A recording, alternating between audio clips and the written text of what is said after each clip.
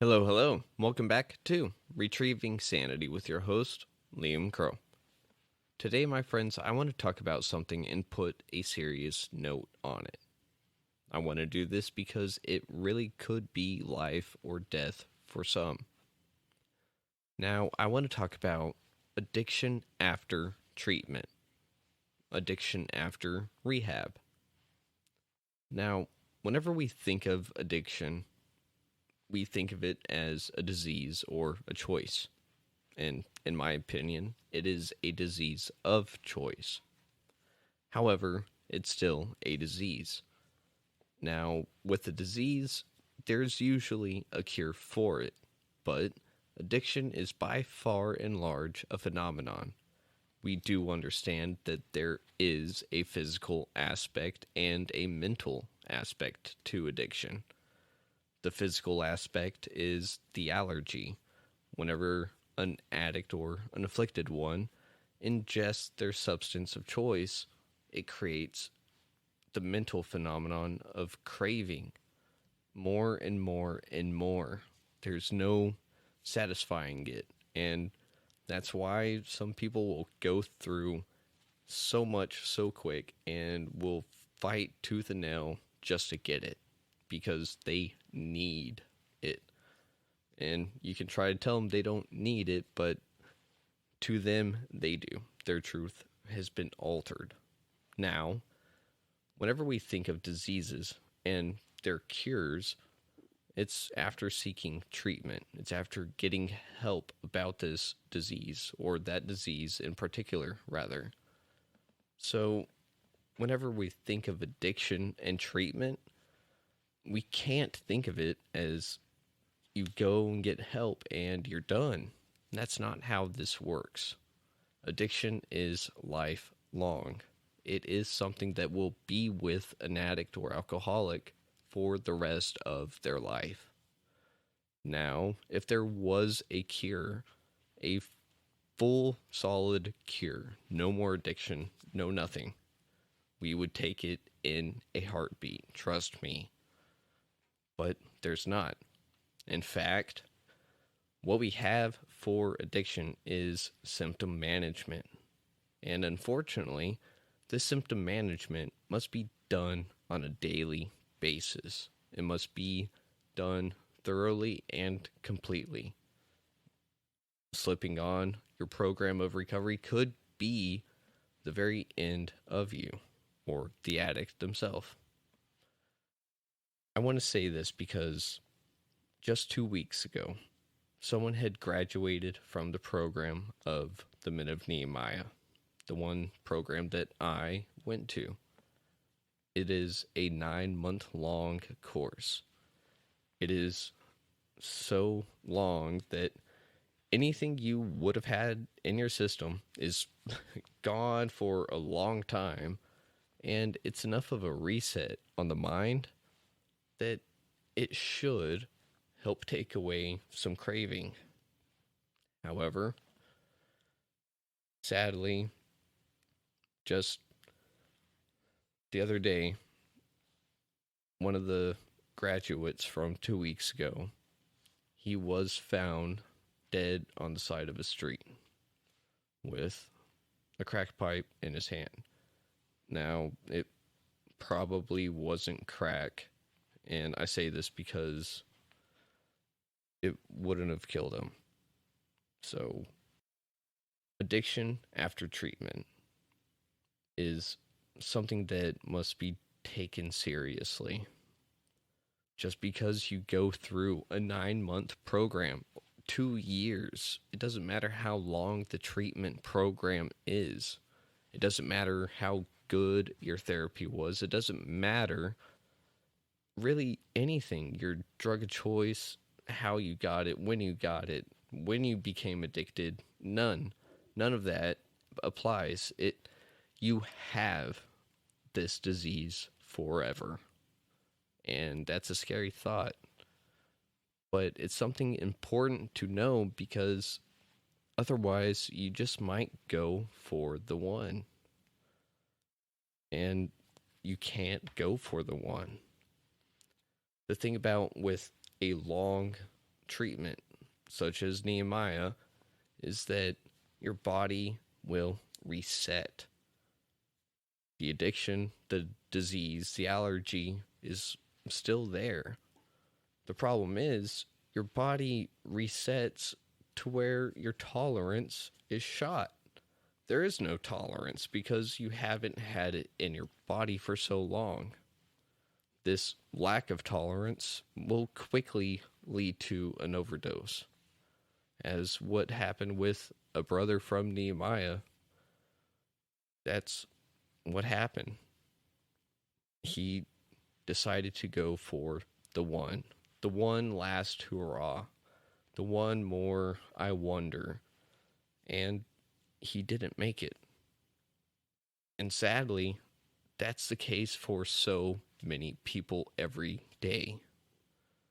Now, you can think that, oh, well, he got treatment, she got treatment. I don't know what's wrong with them. Guess what? They don't necessarily know either, but they know one thing: they still desire something, and that something can easily kill them. But that's part of the insanity of addiction. We know a lot of our fixes will actually kill us. We know that they can. We know people that have died from it, but yet we decide to continue to use or drink. Why this is? It's insanity. It really is. And that's why we have to understand it. To fight it, we have to understand how to go about it. And we also have to understand that just because something was done does not mean the problem is forever gone. In the big book of Alcoholics Anonymous, it even says, this is not a cure. What we have is a daily reprieve. Now, what this means is that the addiction is still there. It is latent. It may be considered in remission, but the fact is it's there. Now, what we do with that information is we have to remember the program of recovery is lifelong. It is a lifestyle. And the problem with a lifestyle is that you have to change pretty much everything in your life. Yes, you can go back to wearing the clothes that you once did. Yes, you can go and listen to the music, so long as these things don't trigger you to the point of wanting to go back out for the one. The problem with the one is that it can and will be the last for many people. And not the last as in, yay, they got it out of their system. The bug is now out. They got their last fix. They'll be good. No. In fact, getting that last one and living through it just probably restarts the cycle of addiction, full-blown addiction. You can be doing great. Someone can be doing fantastic for years and then go back to use just once. Go back for one more drink, and next thing you know, it's as if they never stopped. And again, with the addiction and what it does to our bodies and to our minds, it's lethal very quickly. And this disease is progressive. It will follow us and it will grow with us. So whenever we think of being in a treatment place, a rehab, or seeing a therapist, what have you, the thing is we develop a close relationship with those that are around. In fact, it's actually crucial that we do. Part of the addiction is isolation. It's severing ties. It's becoming alone with ourselves because there's no one that understands. So whenever we're in a community where everyone understands what's going on and what's wrong, these like-minded individuals become keystones to recovery. We do this for many reasons, but the fact is, having someone around that really understands is beyond phenomenal. It's something that you can't put a price on. So whenever some guys get out, they either shut back down or maybe they just want one more hurrah. And again, it may very well be their last. And by last, I mean kaput, done, game over. So with these communities, you have to stay in touch. One of the early things I was told in Nehemiah was that some must die so that others may live. At first, I thought this was cruel, harsh, cold-blooded. The longer I was in the program, the more people I saw come and go, I started to understand. What it is as thick as our heads can be whenever it comes to our addiction, to our substance. Sometimes seeing someone else die from it is enough of a kickstart for deeper healing, deeper workings, so that we may actually stay away from it.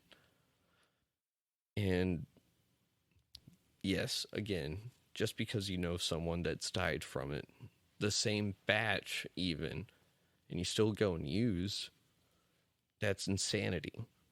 But it's a truth of addiction. That's why it's insane. But these deep relationships that develop through a treatment, and then having one of those that was close, having them keel off and just go, for some, that's what it takes to stay clean and sober. For some, it may push them back out to use again because life's just the same, never changed. But that's the thing, it's all up in the head, it's in the heart, and it takes a lot of work. There's no such thing as a cure for addiction. There's symptom management. There's help out there. Just because you go through a rehab, you go through treatment, and you do it once does not mean you're done. In fact, it should give you a little bit of a kick to sit there and seek help whenever you're feeling weak. And it doesn't have to be weak against a substance. It doesn't have to be weak as in you need to go to the gym. What it is, it's being able to tell that you need help. Maybe you need a shoulder to lean on, someone to share a burden with, just an ear. Maybe it's telling someone, hey, like, I really want to go use, I really want to go drink right now, and I don't at the same time. For someone that's not an addict, that will sound stupid. Do you want to go use and you don't at the same time? Yeah, that's exactly what it is. We know the outcome of what could happen, but at the same time, we want that instant gratification, that instant satisfaction. And again, it could very well be the last ever. And there have been enough families, enough friends torn apart, losing someone through active addiction, and there's so many more that die from it, that never come back, that they didn't have to go and use again, but they just didn't want to take a step. So if you're in recovery, I urge you, please continue your program. Please go and reach out to someone whenever you need to, because it may not end the way you want. Now, I know this can go into a spider web of possibilities, scenarios, but I'm just going to keep it plain and simple and say after rehab, after treatment, it's very possible someone may still want to go and use. And it's very possible that if they do, they won't make it back. Either they wind back up in active addiction or they just die. And that's something we can't take a chance on. If you're already on the other side of recovery, why push it? But for that, I'll leave it here. Shalon.